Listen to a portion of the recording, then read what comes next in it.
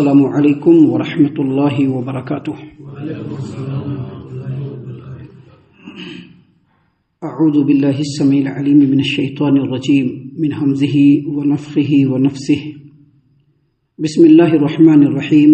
من کان یرجو لقاء اللہ فإن اجل اللہ لآت وهو السمیع العلیم۔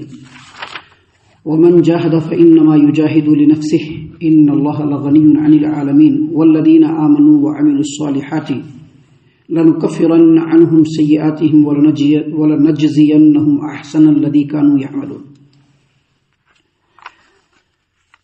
جو شخص اللہ تعالیٰ سے ملنے کی امید رکھتا ہے تو اسے جان لینا چاہیے کہ اللہ کا مقرر وقت آنے والا ہے اور اللہ تبارک و تعالیٰ سب کچھ سننے والا اور جاننے والا ہے۔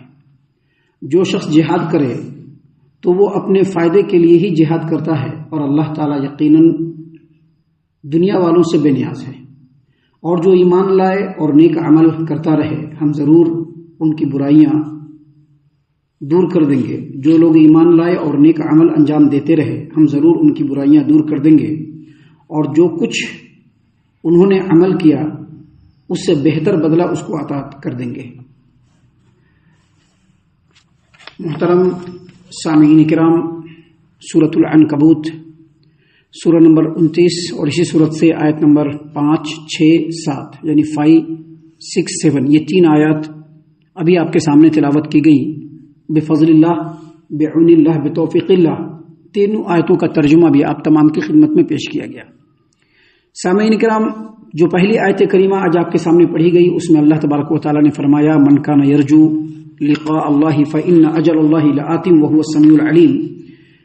جو آدمی اللہ تعالیٰ سے ملنے کی امید رکھتا ہے تو اس کو جان لینا چاہیے کہ اللہ کا مقرر کیا ہوا وقت آنے والا ہے اور اللہ سب کچھ سننے والا اور جاننے والا ہے۔ اس کا مطلب یہ ہے کہ جو آدمی اس روئے زمین پر اللہ تبارک و تعالیٰ کے دین کو سر بلند کرنے کے لیے، اللہ تبارک و تعالیٰ کے دین کو لوگوں تک پہنچانے کے لیے یا اللہ کے کلمے کو بلند کرنے کے لیے جو بھی مصیبتیں، جو بھی تکلیفیں اٹھا رہا ہے اس امید پر کہ کل کو جب وہ مرے گا تو اللہ تبارک و تعالیٰ کے ہاں اس کا اجر بالکل متحقق ہے، ثابت ہے، اس کو اجر ملے گا، تو اس آدمی کو جان لینا چاہیے کہ یہ دنیا کی زندگی بہت چھوٹی ہے اور وہ جس امید پر کام کر رہا ہے اس سے اس کو بہت جلد ملاقات ہوگی اللہ سے، اور اللہ تبارک و تعالیٰ کے ہاں اس کو اجر و ثواب جو وہ چاہ رہا ہے ضرور بھی ضرور ملے گا۔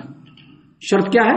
شرط یہی ہے کہ اس دنیا کی زندگی میں جو اس کی کوششیں ہیں وہ کوششیں اللہ تبارک و تعالیٰ کے دین کو سربلند کرنے کے لیے ہو، اور اللہ تبارک و تعالیٰ کے دین کو سربلند کرتے ہوئے جو بھی مصیبتیں، جو بھی تکلیفیں اس کو آ رہی ہے اس کو وہ ہنستے ہوئے چہرے سے برداشت کرے اور یہ امید رکھے کہ اللہ تعالیٰ اس کو اجر و ثواب سے نوازے گا، تو ضرور بھی ضرور موت کا وقت بالکل قریب ہے اور اس کو اس کے اپنے کیے ہوئے عملوں کا اللہ تعالیٰ بھرپور اجر و ثواب دے گا، کیونکہ اللہ تعالیٰ ہر کچھ سننے والا اور جاننے والا ہے۔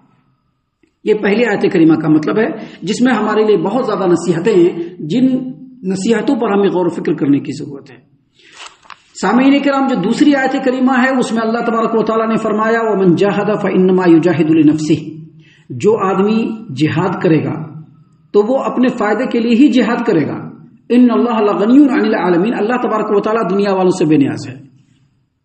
یہاں پر سب سے پہلے یہ سمجھ لیجئے کہ جہاد کا مطلب یہ ہوتا ہے انسان کی طاقت بھر کوشش، انسان کی مقدور بھر کوشش اسلام کے نفاذ کے لیے اور اسلام کے کلمے کے سربلندی کے لیے جو انسان کی مقدور بھر کوشش ہوتی ہے اس کو کہتے ہیں جہاد۔ ابھی جو یہ جہاد ہے اس کی کئی قسمیں ہیں اور اس کے کئی محاذ ہیں۔ جہاد کی سب سے پہلی قسم یہ ہے کہ انسان اپنے آپ سے جہاد کرے۔ سب سے پہلی قسم ہے انسان اپنے آپ سے جہاد کرے۔ انسان جہاد کی جو پہلی قسم ہے وہ انسان اپنی زبان سے جہاد کرے۔ کس چیز سے؟ زبان سے۔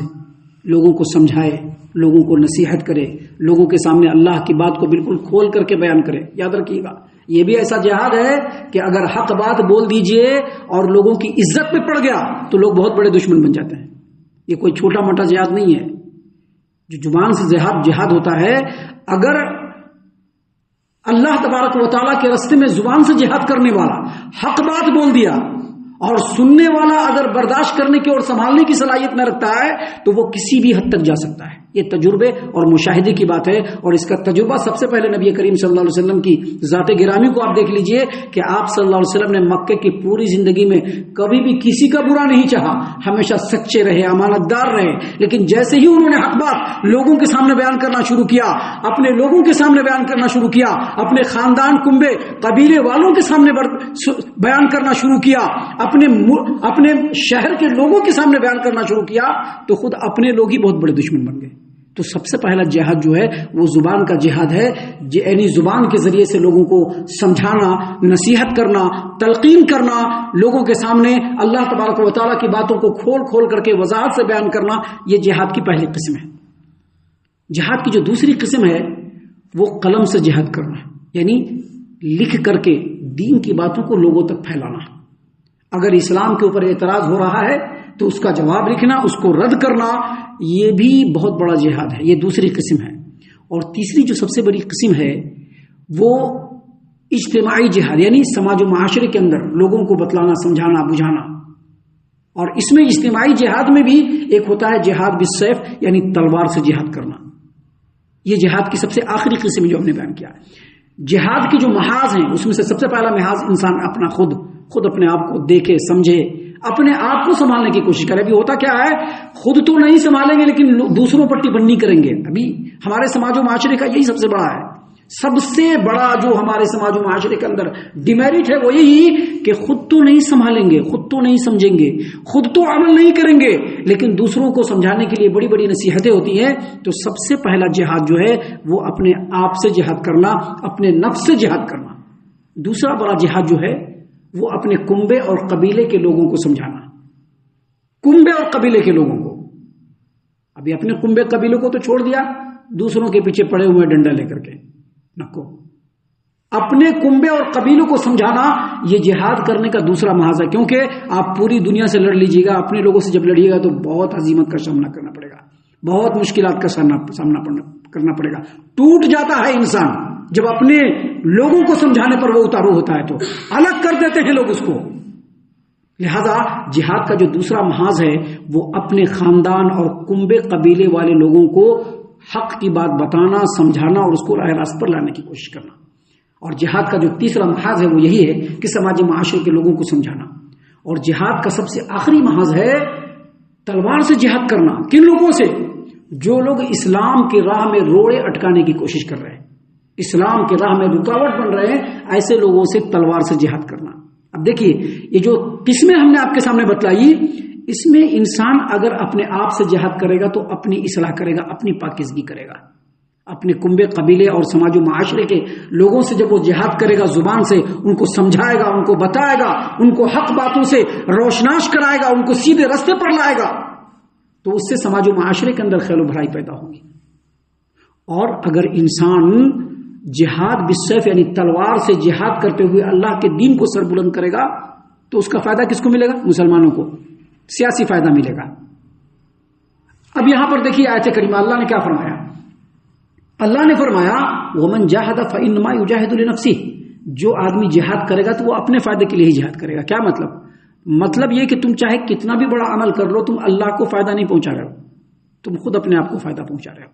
ایک آدمی اگر جہاد کرتا ہے، چاہے وہ جو بھی جہاد ہو، زبان سے جہاد ہو، قلم سے جہاد ہو، تلوار سے جہاد ہو، اپنے آپ کو سنبھال رہا ہے، اپنے خاندان، کنبے قبیلے اور رشتے ناتوں اور سماج و معاشرے کے لوگوں کو سمجھا رہا ہے یا تلوار سے جہاد کر رہا ہے، تو یہ اس کے اپنے فائدے کے لیے، اس سے اللہ تعالیٰ کو کچھ بھی فائدہ نہیں ہے۔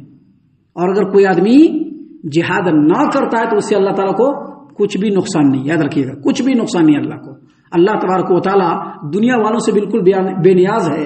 اللہ تبارک و تعالیٰ کی بے نیازی کا تو عالم یہ ہے کہ صحیح مسلم کتاب البر والصلۃ والآداب کے اندر ایک حدیث ہے، نبی کریم صلی اللہ علیہ وسلم نے حدیث قدسی بیان فرمائی اور کہا کہ اللہ تبارک و تعالیٰ فرماتا ہے کہ اے میرے بندو، اگر یہ پوری دنیا اور پوری دنیا کے لوگ دنیا کے سب سے متقی اور پرہیزگار آدمی کی طرح سے بھی ہو جائے تو میری سلطنت میں ایک رتی بھی اضافہ نہیں کر سکتا ہے، اور اگر دنیا کے پورے لوگ، پورے جنات اور انسان دنیا کے سب سے بدترین انسان کی طرح سے کیوں نہ ہو جائے، میری سلطنت میں ایک رتی بھی کمی نہیں کر سکتا ہے۔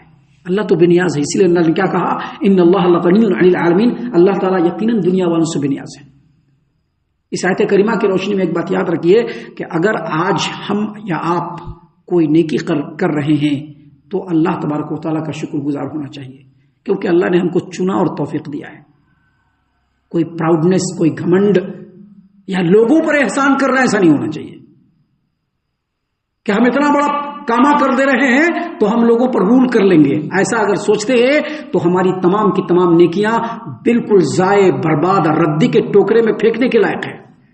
اگر آج ہم کوئی نیکی کر رہے ہیں تو اللہ کا شکر ادا کرنا چاہیے, اللہ کا ممنون اور احسان مند ہونا چاہیے کہ ہمارے رب نے ہم کو توفیق دیا, اس کام کے لیے چنا, اس لیے ہم یہ کام کر رہے ہیں.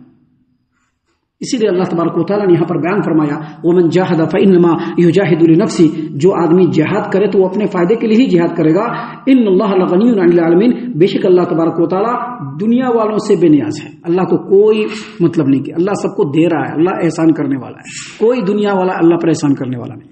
سامعین کرام, اس کے بعد سب سے آخری آیت کریمہ جو آج پڑھی گئی اس میں اللہ تبارک و تعالیٰ نے فرمایا, والذین آمنوا وعملوا الصالحات لنکفرن عنہم سیئاتہم, اور جو لوگ ایمان لائے اور نیک عمل کرتے رہے ہم ضرور ان کی برائیوں کو ان سے مٹا دیں گے. اس کی 3 طرح سے مٹتا ہے. کوئی بھی آدمی برائی کو چھوڑ کر کے نیکی کی طرف آتا ہے, چاہے وہ انسان ہو یا سماج ہو, کوئی بھی آدمی برائی کو چھوڑ کر کے نیکی کی طرف آتا ہے تو 3 طرح سے برائی مٹتی ہے. 3 قسمیں ہیں. پہلی قسم, ایک انسان اگر کفر و شرک میں تھا اور اس نے اسلام کو قبول کیا, اس کے پچھلے تمام گناہ معاف. اور ایک آدمی اگر لگاتار نیکی کر رہا ہے تو اس کے چھوٹے چھوٹے تمام گناہ معاف. یہ پہلی قسم. دوسری قسم یہ ہے کہ اگر ایک آدمی نیکی کی طرف راغب ہوتا ہے اور نیکی کا کام کرنے کے لیے آگے بڑھتے رہتا ہے تو برائیوں سے اس کو نفرت ہو جاتی ہے اور برائیاں اللہ تعالیٰ اسے دور کر دیتا ہے. اور تیسری بات اور تیسری قسم, اگر کسی سماج و معاشرے میں نیکی کا چلن عام ہو جائے, خیر و بھلائی کا چلن عام ہو جائے, لوگ نیکیوں کی طرف بڑھنے لگے تو اس سماج و معاشرے سے برائیاں اپنے آپ ختم ہو جاتی ہیں اور نیکیوں کا جو گراف ہوتا ہے وہ بڑھنا شروع ہو جاتا ہے. یہ بالکل اسی طرح سے ہے جس طرح سے نبی کریم صلی اللہ علیہ وسلم نے بدعت کے بارے میں کہا. کیا کہا نبی صلی اللہ علیہ وسلم نے بدعت کے بارے میں؟ کہ اگر کسی سماج و معاشرے کے اندر ایک بدعت آ جائے تو اس کے بدلے میں ایک سنت اٹھا لیا جاتا ہے. گویا ایک بدعت کا آنا اس بات کی دلیل ہے کہ سنت یہاں سے جا رہا ہے. بالکل اسی طرح سے اگر سماج و معاشرے میں اجتماعی طور پر نیکیوں کو فروغ دیا جائے تو سماج و معاشرہ دھیرے دھیرے پاک ہو جاتا ہے اور برائیوں سے بالکل خالی ہو جاتا ہے. اسی بات کو اللہ نے فرمایا کہ جو لوگ نیک عمل کرتے رہے تو ہم ضرور ان کی برائیاں ان سے دور کر دیں گے. وَلَنَجْزِيَنَّهُمْ